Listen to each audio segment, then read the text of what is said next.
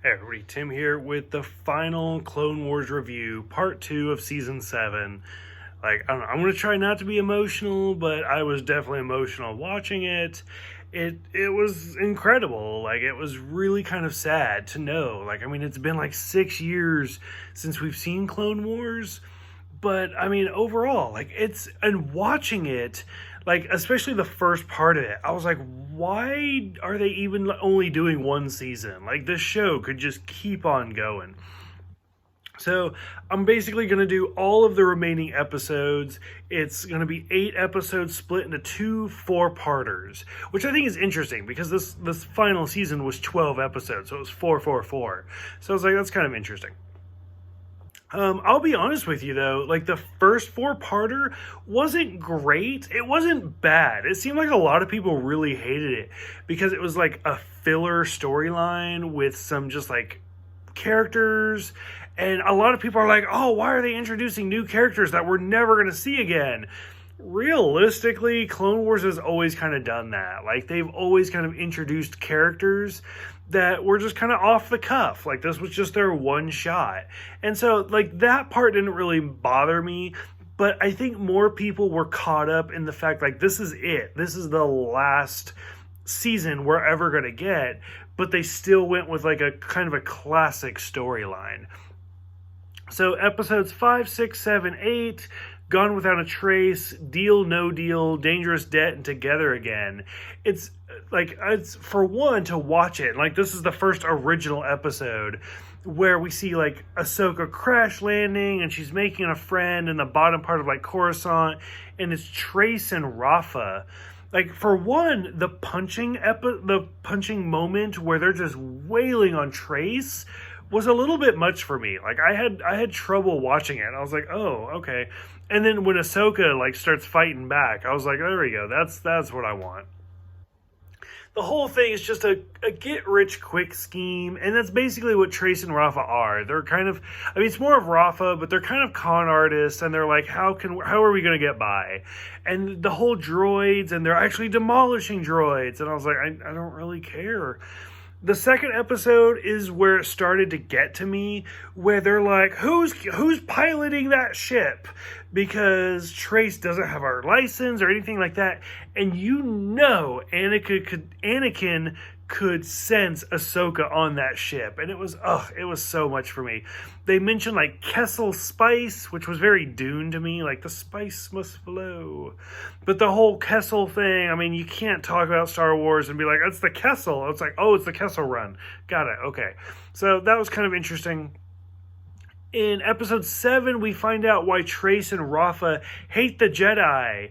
And they're talking about hostage crisis. The last episode of season 1, where they're like, the bounty hunter with red eyes. It's Cad Bane. And then they're the Jedi with green skin. It's Luminara. And so that was kind of interesting. It was a little a stark contrast. How do these people see the Jedi? Not great. And then finally the last episode where Maul shows up as a hologram, talking about Crimson Dawn, which is a fantastic reference to Solo. I wasn't a huge fan of the Solo movie. I'm going to do that review here pretty quick. But still, I was I'm actually, most people hated that movie. I'm surprised you even referenced it. But it was either they had already started, this production before that, or they were just screw you guys, we're going to talk about it anyway.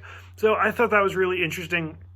And then Katie Sackhoff returned as Bo-Katan, the sister of Satine. So a lot of interesting stuff happened in those just 4 episodes. So I was like, okay, so it is what it is. So I was immediately hooked. Going into the final 4 episodes, 9, 10, 11, 12, Old Friends Not Forgotten, Phantom Apprentice, Shattered, and Victory in Death. Oh, God, they wrecked me. It was so much. You could really feel the new animation style because it was so updated, it was so fluid, and it really worked. I loved Anakin's fake surrender. Just the way he moved. Everything was so much better than the original Clone Wars. It's been 6+ years, so it made sense. But still, it felt amazing. Like, it was so good to watch him be like, I need to keep you guys talking. And then when he pulls the droid just to cut him in half, it was great. They mentioned Saw Gerrera, which is, again, fantastic because we do see him a few more times. But nope, it's Ahsoka. When Ahsoka comes in and the clones are wearing her symbol, amazing. Again, that symbol is so important that we cannot forget about that. It will come back.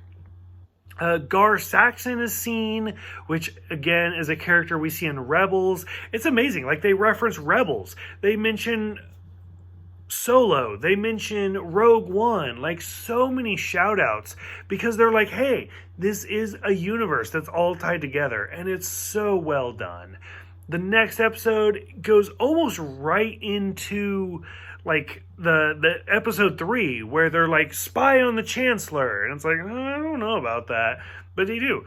Dryden Voss is seen, like, he doesn't say anything, but he's seen when Maul is talking to all the holograms, who is the main villain in Solo. And then they're like, the Syndicate needs to go into hiding. And it's like, oh God, you're bringing Solo so much into this.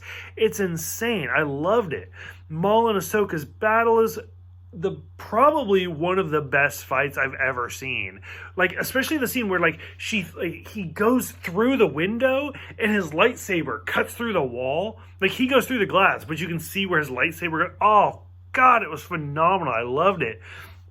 Them fighting like on the rafters is great, and then when he falls, but Ahsoka catches him in midair, and then the clones capture him. I was like, this is like the greatest thing. Like, I'm watching it, and I'm like, why? Why is this the last season? Why are these the last 3 episodes?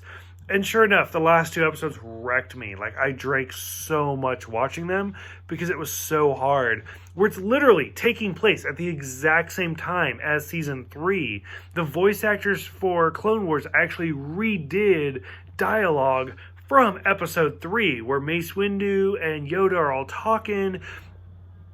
Ursa Wren shows up. She doesn't say anything, but God, who is it? It's Bo-Katan is walking up, and her like right-hand woman, second in command, is Ursa Wren, who is the mother of Sabine Wren from Rebels. Who, again, I was like, oh my God, like, what is this? It was incredible. When they finally like do the execute Order 66, and it's like it's Ian McDermott, which is great. It's fine. It works. And Rex is like fighting it, and it's like fine fives. It's great. We see Ahsoka, like, she frees Maul, it's rough, where she's like, I'm not rooting for you. You're just a diversion while I do what I need to do. Like, no lightsaber, no nothing. She looks up the 5 storyline, and it works. The whole thing where she's like, I am one with the Force, and the Force is with me. Again, reference to Rogue One. I loved it. And then taking out Rex's chip. Oh God, this story is so good. I can't get over how good the story is. And then the final episode. Like, I don't even want to talk about it. I'm going to cry. Like, the story is like, victory and death, where Rex has captured Ahsoka. Like, I'm amazed they even did 66 for this. Like, it's incredible. Her grabbing the shuttle while Maul's trying to escape. What is that? It's so good. My favorite scene for this whole episode. So we've seen people like cut holes and stuff, but where she uses the Force to like project her lightsabers out and then spin around them because she needs a wider circle to fall through the floor. Like, the animation style. I don't know how Emmys work or anything like that, but these people are geniuses, and it's so good.